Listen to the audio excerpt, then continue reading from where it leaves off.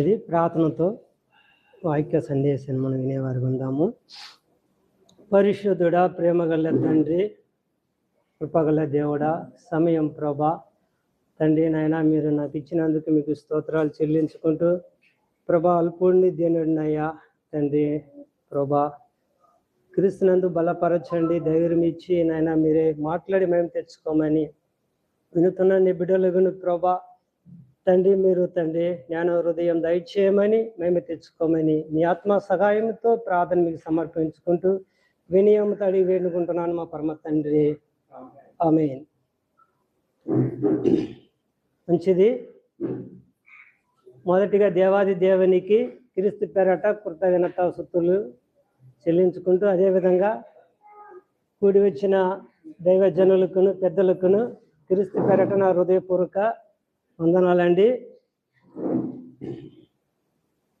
మంచిది. నాకు ఇచ్చిన సమయం మేరకు కొన్ని మాటలు మీకు నేను అందించాలని ఆశపడుతున్నాను. కాబట్టి ఈ సమయంలో ఒక వర్గాన్ని గురించి మాట్లాడాలి అని నేను ఆశపడుతున్నాను. ఎందుకంటే ఎంత పెద్దవారైనా చిన్నవారైనా వాళ్ళు బోధ వాక్యానుసారంగా ఉందా లేదా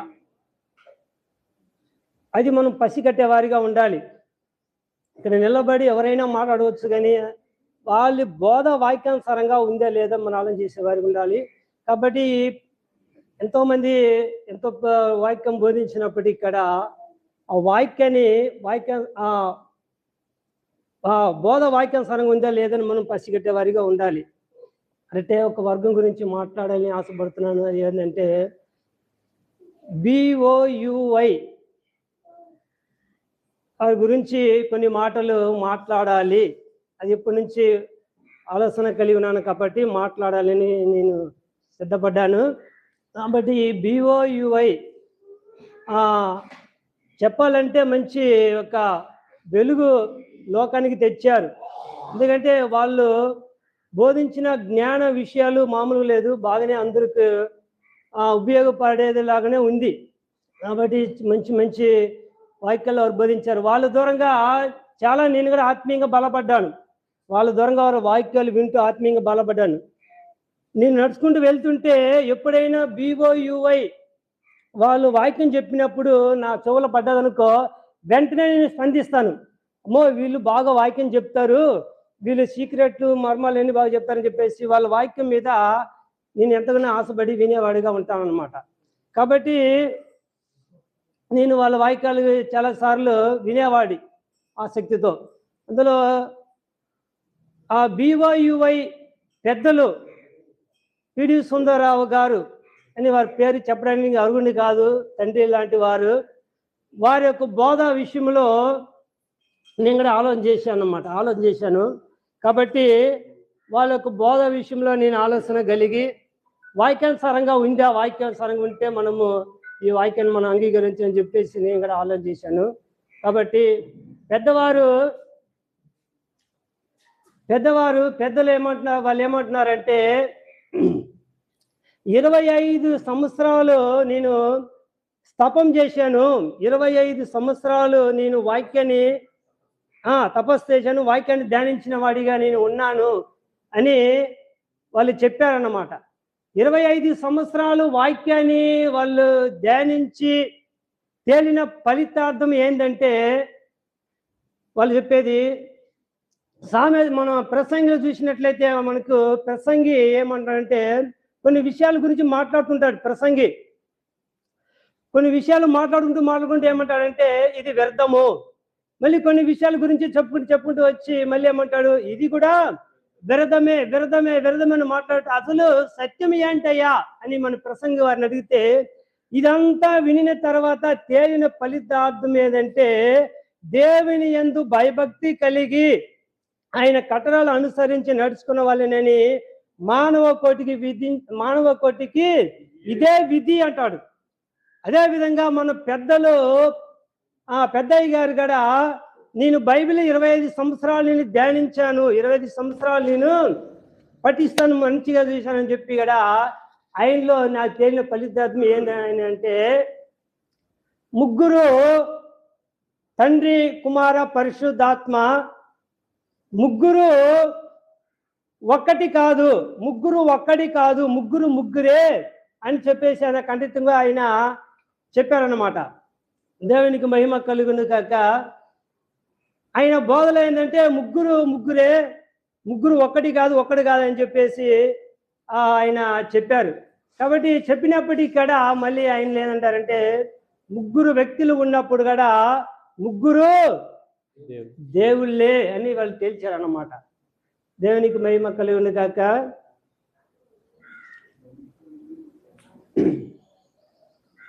ముగ్గురు దేవుళ్ళే అని తేల్చారు. కొంత నీళ్ళు ఇస్తే బాగుంటుంది.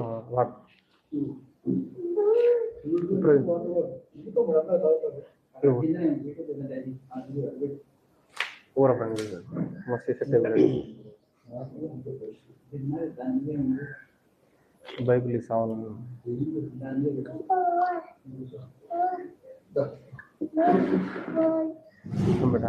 ఓకే.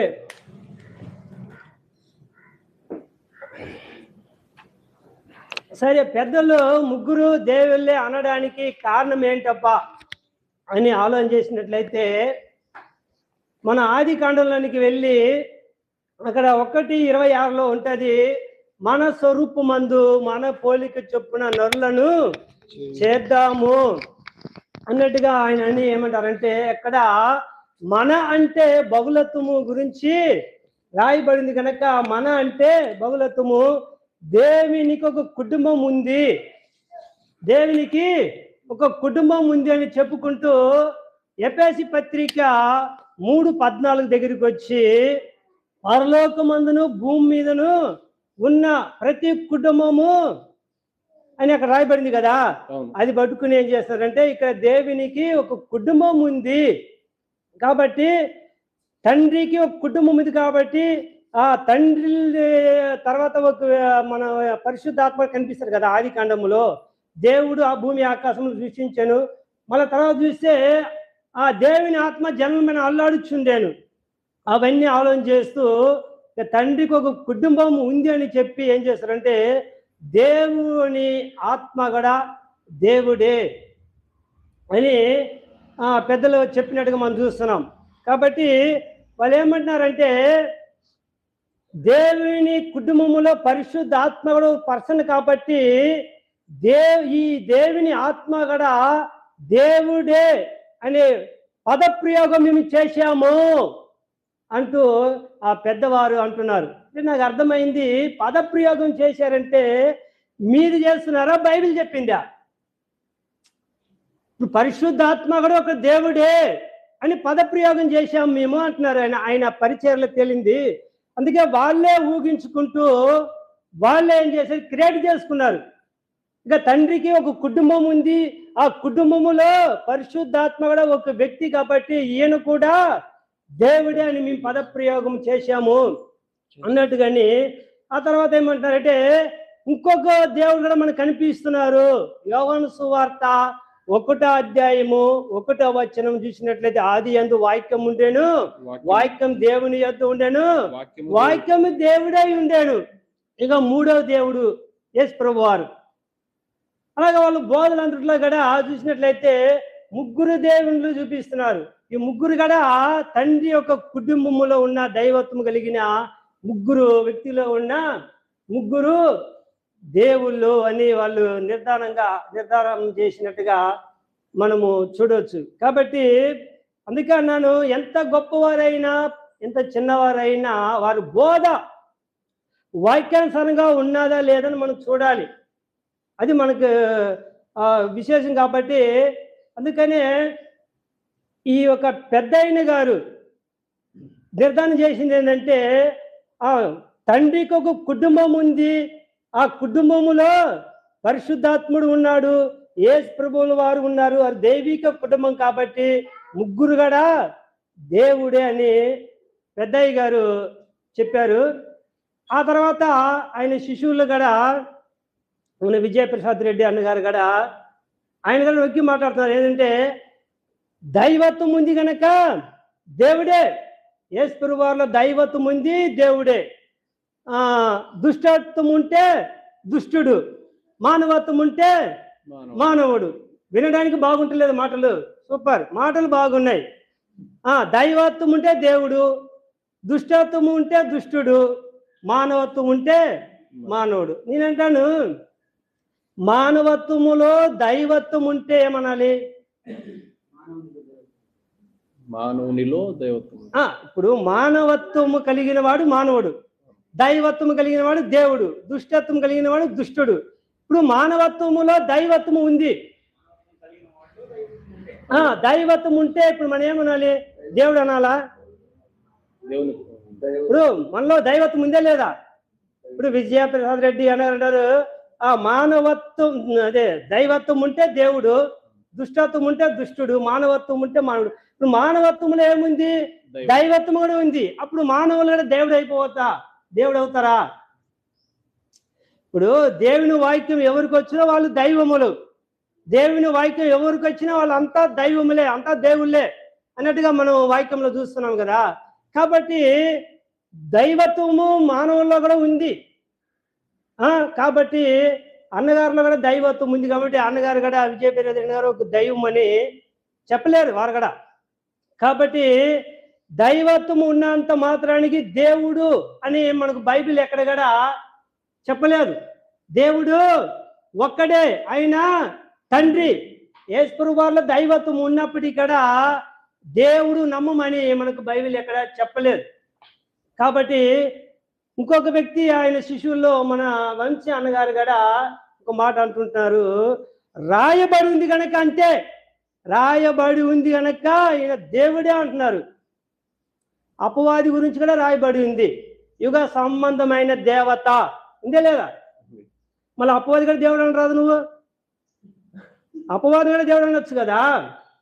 కాబట్టి రాయబడినంత మాత్రము నేను ఇట్నే నమ్ముతాను. అక్షరము సంపూర్ణ ఆత్మ జీవింపజేయన సంగతి అన్నగారికి తెలుసు.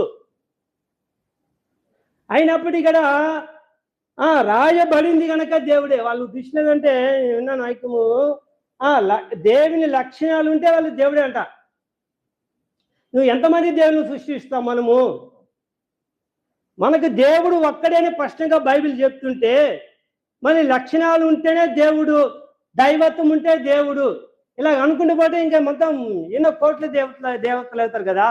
కాబట్టి ఆలోచన చేసేవారిగా ఉండాలి. ఎందుకంటే పెద్దవారు అయినప్పుడు కూడా వాక్యం దీని సారాంశమే సత్యం. కాబట్టి వాక్యం సారాంశాన్ని మనం చూసేవారిగా ఉండాలి. కాబట్టి దేవుని సంకల్పంలో దేవుడు ఒక్కడే, యేసు దేవుని కుమారుడు అనే సంగతి కూడా అన్నగారికి తెలుసు. కానీ అయినప్పటికీ కూడా ఒక మొండిగా వాళ్ళు ఏంటంటే అదే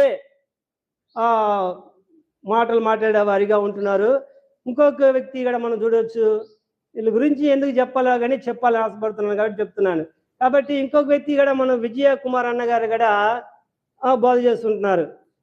ఒక్కటైన దేవుడు అంటారు ఆయన. ముందైతే ఆయన మాటలు ఏంటంటే తండ్రి అయిన దేవుడు, పరిశుద్ధాత్మ, యేసుప్రభువు వారు ముగ్గురు వ్యక్తులుగా ఉన్న ముగ్గురు దేవుళ్ళు అన్నట్టుగా అనేసి మళ్ళా తర్వాత ఏమంటున్నారంటే ఒకటైన దేవుడు అని చెప్పి బోధ చేశారు. ఆ తర్వాత ఇప్పుడు ఎట్లాగంటే తండ్రి అయిన దేవుడే యేసుక్రీస్తు వారుగా ఈ లోకానికి వచ్చారంట. బోధలు మార్చుకుంటూ వెళ్తున్నారు. కాబట్టి వాళ్ళు బోధలో స్పష్టత లేదు అనిపిస్తుంది. కాబట్టి వాళ్ళు ఏమన్నారంటే బోధలు మార్చుకుంటా వెళ్ళినట్టుగా మనం చూస్తున్నాం. కాబట్టి ఈ పెద్దవాళ్ళు కానీ వీరి గురించి నేను వీరి పేర్లు ఎందుకు నేను చెప్పాలని నాకేమి తెలియదు కానీ, కాబట్టి ఆ వాక్యం విన్నప్పుడు వాక్యానుసారంగా కనిపిస్తలేదు కదా, బాధ కనిపిస్తుంది. కాబట్టి నేను పేర్లతో మాట్లాడనిపిస్తుంది. కాబట్టి ఈ బోధ విషయంలో మనం కూడా ఏం చేయాలంటే ఆలోచన చేసేవారిగా ఉండాలి. బెరాక సంఘస్థులు కూడా వాక్యం అలా ఉన్నదో లేదో ప్రతిదినం లేఖనాలు పరిశోధించారంట. ఎవరు చెప్పినా మనం చెప్పుకుంటా కాకమ్మ కథలు వినిపోయేది కాదు, కానీ మనము కనిపెట్టేవారిగా ఉండాలి. కాబట్టి వీరి బోధల్లో నేను కూడా ఆలోచన చేశాను, కానీ వాక్యానుసారంగా అయితే కనిపిస్తలేదు. ఒకసారి నాకు రోషం వస్తుంది, డైరెక్ట్గా వెళ్ళిపోదాం, కూర్చుని మాట్లాడదాం, అడుగుదాం అన్నట్టుగా ఒక్కొక్కసారి ఆలోచన చేస్తుంటాను నేను. నాకు సమయము లేదు కాబట్టి మనం ఏం చేయాలి, ఈ విధంగా వీడియో రూపంలో కొన్ని మాట్లాడాలని ఇంకా ఆశపడుతున్నాను. కాబట్టి చూడండి వీరి బోధలో ఎలాగుందంటే ముగ్గురు వ్యక్తులే, కానీ ముగ్గురు దేవుళ్ళే అంటారు. బైబిల్ మనకు అలాగే చెప్పలేదు. దేవుడు ఒక్కడే. ఇదే మన బేస్. ఇదే ఈ బేస్ గనక బద్దలైపోయింది అనుకో ఇంకా పట్టు ఉండదు. ప్రపంచంలో మనము ఎవరైనా నమ్మాల్సింది దేవుడు ఒక్కడే. కాబట్టి ఈ పెద్ద ఆయన గారు ఆలోచన ఏంటంటే ఈ విధంగా ఆలోచన చేసుకుంటా ఆ ముగ్గురు దేవుళ్ళని చెప్పి ప్రకటించారు. కాబట్టి కొన్ని ప్రశ్నలు వేయాలని నేను కూడా ఆశపడుతున్నాను. ఎందుకంటే ఇప్పుడు లోకములో 33 కోట్లు అనేవారు ఉన్నారు. 33 కోట్లు దేవుళ్ళు అంటున్నారు కదా, వీళ్ళు ముగ్గురు దేవుళ్ళు అంటున్నారు. వీళ్ళకి ప్రపంచంలో ఉన్న వారికి ఏ తేడా కనిపిస్తలేదు కదా. వాళ్ళనేది ముక్కోటి దేవుళ్ళు అంటారు, వీళ్ళు ముగ్గురు దేవుళ్ళు అంటున్నారు. కాబట్టి ఆలోచన చేసే వారిగా మనం ఉండాలి. కాబట్టి నేనేంటంటే బైబిల్ పెట్టుకున్నా, మనకు దేవుళ్ళు ఎంతమంది మీరు చెప్పాలని వాళ్ళని అడుగుతున్నాను నేను. దేవుడు ఒక్కడా ముగ్గురా? ఇప్పుడు మిమ్మల్ని ఎవరైనా ప్రశ్న వేస్తున్నారు అనుకోండి, మీకు దేవుడు ఎవరంటే ఏం చెప్తారు మీరు? యేసుక్రీస్తు వారి దేవుడు అంటారు. తండ్రి దేవుడు కాడా? ఇప్పుడు వాక్యం తెలిసిన వాళ్ళు అడుగుతారు. మన అడిగారు కదా, రాధా మనోహర్ అడిగారు, యేసు దేవుడైతే యెహోవా ఎవడు అన్నారు. దీని ఇక్కడ మన ఎవరు కిరణ్ పాల్ అన్నగారు మాయ చేసి మసిపూశారు, కానీ స్పష్టత ఇవ్వలేదు. అన్ని జనులు అడిగినప్పుడు కూడా అన్ని జనులు స్పష్టత ఇవ్వలేకపోతున్నారు. క్రైస్తవులు స్పష్టత ఇవ్వాలి. అన్ని జనులకు 33 కోట్ల దేవుళ్ళు అంటున్నారు, కానీ ఒక్క దేవుని కలిగింది ఎవరంటే క్రీస్తు ఒక్కడే. కానీ క్రీస్తుడే స్పష్టత ఇస్తలేడు. దేవుడు ఎవరంటే అంత కనిపించేస్తున్నారు. కాబట్టి ఆలోచన చేసే వారిగా ఉండాలి. అందుకని నేను వాళ్ళని అడుగుతున్నాను, దేవుడు ఎవరు? ఒక్కడా ముగ్గురా? ఆలోచన చేసేవారిగా ఉండాలి. కాబట్టి దేవుని గురించి స్పష్టత ఇవ్వాలని చెప్పేసి నేను కూడా ప్రేమపూర్వకంగా నేను కోరుతున్నాను. కాబట్టి వీడెవడో ముక్కు మొక్కం తెలియని వాడు అనామలికి అడుగుతున్నాడు కాబట్టి ఈయనకేంది మనం సమాధానం చెప్పాలనుకోవద్దు.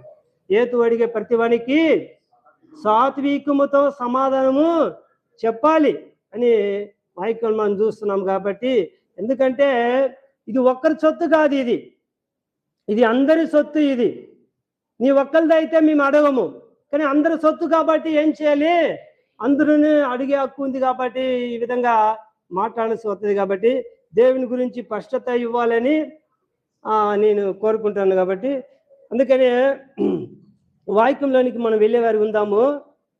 ఎఫెసు పత్రికలో ఒక మాట చూద్దాము. ఎఫెసు 4:6లో ఒక మాట ఉంటుంది.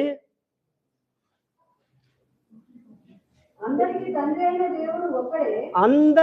తండ్రి అయిన దేవుడు ఒక్కడే, ఆయన అందరికీ పైగా ఉన్నవాడై అందరిలోను వ్యాపించి అందరిలో ఉన్నాడు. వాక్యం మనకు అర్థమైతే కదా, మన అందరికీ తండ్రి అయిన దేవుడు ఒక్కడే. ఇది వాళ్ళు స్పష్టంగా చెప్తున్నారు, మన అందరికీ తండ్రి అయిన దేవుడు ఒక్కడే. మళ్ళీ యేసు వారు ఎవరబ్బా అంటే కుమారుడైన దేవుడు అంటారు. మరి బైబిల్ మనం చూపించాలి కదా, కుమారుడైన దేవుడు బైబిల్ ఎక్కడైనా ఉందా? ఒక పదాన్ని కలపొద్దు, ఒక పదాన్ని తీయొద్దు అని వాక్యం ఉంది కదా. ఒకటి కలపొద్దు, ఒకటి తీయొద్దు. మరి అందరికీ తండ్రి అయిన దేవుడు ఒక్కడే అంటూ కుమారుడు యేసుక్రీస్తు వారు ఎవరబ్బా అంటే కుమారుడైన దేవుడు అంటుంటున్నారు. మరి కుమారుడైన దేవుడు బైబిల్ ఎక్కడా లేదు. అలాగైతే పౌలు భక్తుడు ఎలా రాయాలి తెలుసా? 1:2 చూడండి. ఎఫెసు పత్రిక 1:2 లేవు చూడండి, ఒక మాట ఉంటుంది. మన తండ్రి అయిన దేవుని నుండి కుమారుడైన దేవుని నుండి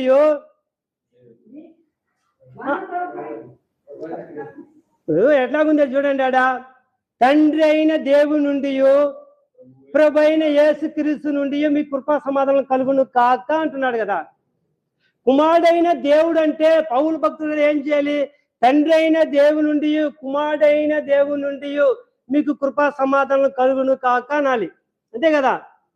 కుమారుడైన దేవుడు అన్నప్పుడు ఇప్పుడు ఆలోచన చేయండి, ఆలోచన చేసిన మనకు అర్థమవుతుంది. వాళ్ళు అన్నట్టుగా కుమారుడైన దేవుడు అన్నప్పుడు పౌలు భక్తుడు కూడా శుభం పలికినప్పుడు ఎలాగనాలంటే ఇలాగనే అనాలి. తండ్రి అయిన దేవుడి నుండి కుమారుడైన దేవుడి నుండి మీకు కృపా సమాధానం కాదు. పౌలు భక్తుడు స్పష్టంగా మాట్లాడుతున్నాడు కదా, తండ్రి అయిన దేవుడి నుండి ప్రభు అయిన యేసుక్రీస్తు నుండి మీకు కృపా సమాధానం కలుగును కాక. ఒక్కసారి ఇక్కడ పింటెక్ మిస్టేక్ అయిందని చూస్తే మన ఏది ఫిలిపి 1:2 ఏమి అంటారు చూడండి.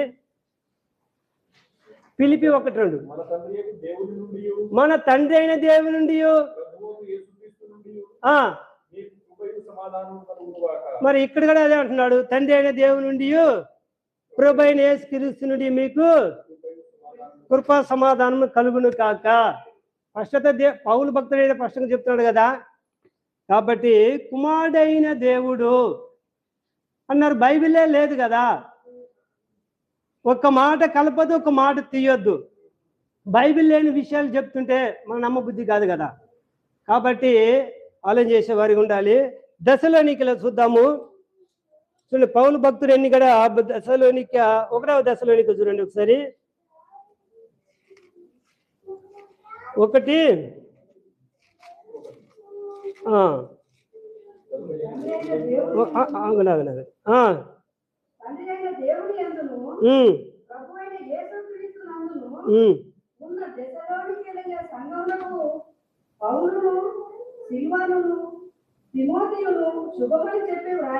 ఓకే. 9వ వచనం 10వ వచనం కలిపి ఉంటుంది. ఒక మాట చూద్దాము. 10వ వచనం నేను చదువుతున్నాను.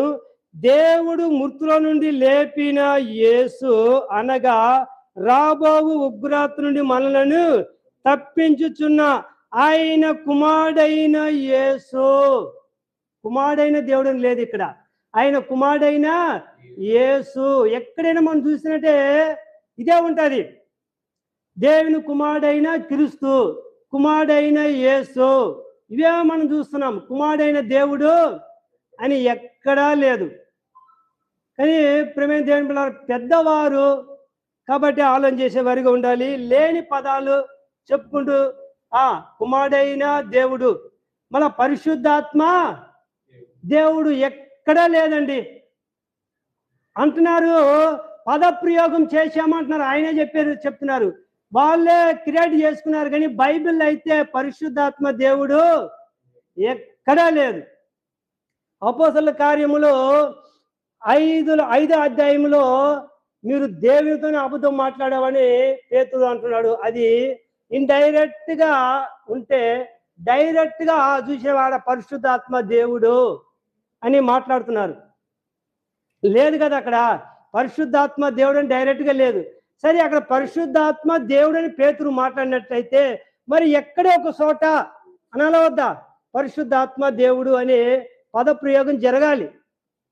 జరగలేదు. మీరే పదప్రయోగం చేసుకుంటున్నారు. పరిశుద్ధాత్మ దేవుడు, కుమారుడైన దేవుడు అలా చేసేవారు. ఎందుకు? చిన్న వారి చేత కూడా మాట అనిపించుకునే ఒక పద్ధతిలోనికి ఇప్పుడు క్రైస్తవము తయారైపోయినట్టుగా చూస్తున్నాం. కాబట్టి ఇది బోధ విషయంలో సరిగా ఉంటే మాట్లాడని ఎవరు లేదు. అగ్గి ఉంటేనే పొగ వస్తుంది. కాబట్టి బోధ విషయంలో సరిగా ఉంటే కావాలి, ఏలెత్తి చెప్పాలి అవసరము లేదు. అందుకే ఆత్మ చెప్పు సంగతులు ఆత్మతోనే సరి చూసుకుని మాట్లాడే వారిగా ఉండాలి. ఇష్టం వచ్చినట్టు బోధలు చేస్తే ఇలాగనే మాట్లాడాల్సి వస్తుంది. కాబట్టి ఆలోచన చేసే వారిగా ఉండాలి. చూడండి, పరిశుద్ధాత్మ దేవుడు కొన్ని మాటలు వాళ్ళు ఎలాగంటున్నారంటే, ఇందాక చూపించాను కదా, అపోస్తలుల కార్యములు 5వ అధ్యాయంలో ఒక మాట తీసుకుని అంటున్నారు. ఆ తర్వాత 1వ కొరింథీలో ఒక మాట ఉంటుంది చూడండి. 1వ కొరింథీ 3:16 చూడండి ఒకసారి.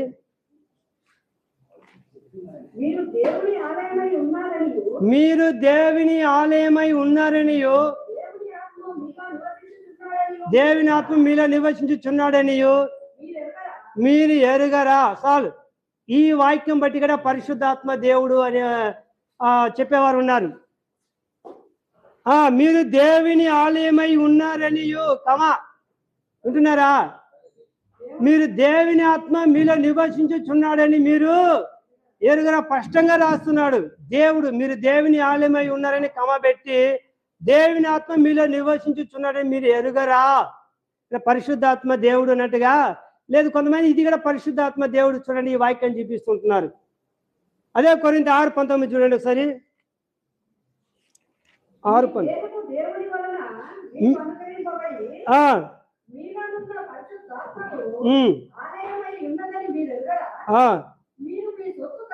మీరు మీ సొత్తు కారు.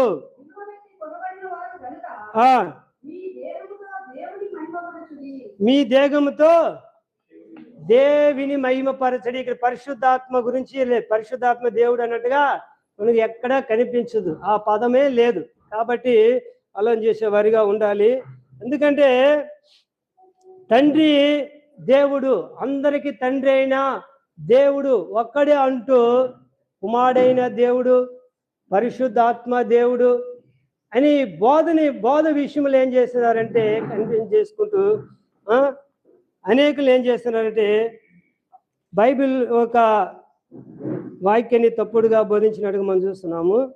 కాబట్టి ఇది ఆలోచన చేసే వారిగా ఉండాలి. దేవునికి మహిమ కలుగును కాక.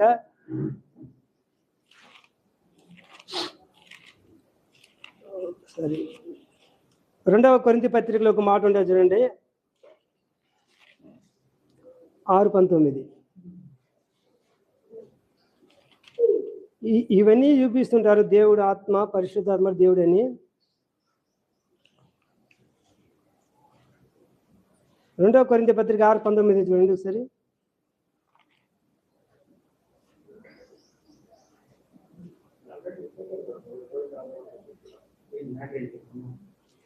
రెండవ కొరింథీ పత్రిక 6:19.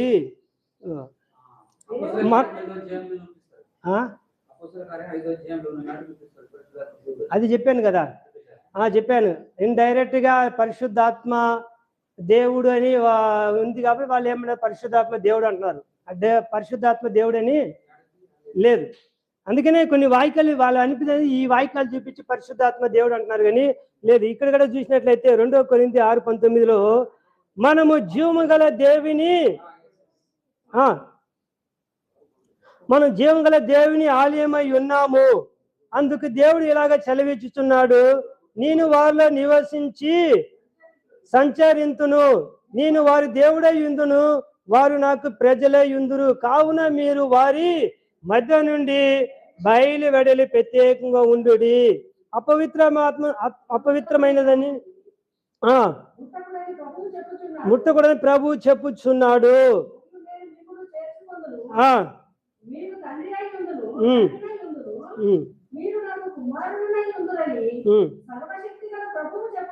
సర్వశక్తి కలిగిన ప్రభువు చెప్పుచున్నాడు. ఇక్కడ దేవుడు మాట్లాడుతున్నాడు. 2వ కొరింథీ 6:19 దేవుడు మాట్లాడు కానీ ఇక్కడ పరిశుద్ధాత్మ దేవుడు అన్నట్టుగా ఇక్కడ లేదు.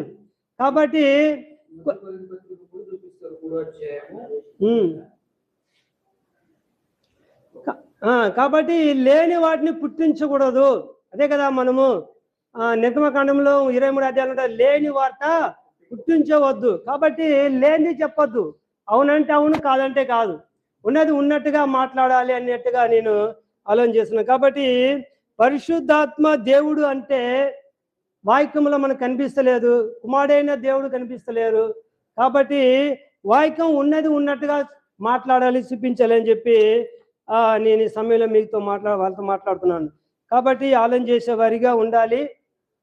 పెద్దలు మినిస్ట్రీ పెద్దది కాబట్టి ఏదో మనకు తోసింది ఏదో మనం పదప్రయోగం చేయాలి అన్నట్టుగా మీరు తోసినట్టుగా మాట్లాడితే చిన్నవారు కూడా మీకు ఏం చేయాలి, సమాధానం చెప్పేలాగా ఉంటుంది. కాబట్టి అలా చేసేవారిగా ఉండాలి. కాబట్టి ఇంతవరకు నాకు ఇచ్చిన సమయం మేరకు కొన్ని మాటలు మీకు తెలియజేసాను. కాబట్టి ఇద్దరికి మాటలు ముగించుకునే మాటలు దేవుడు దీవించున్నాడు.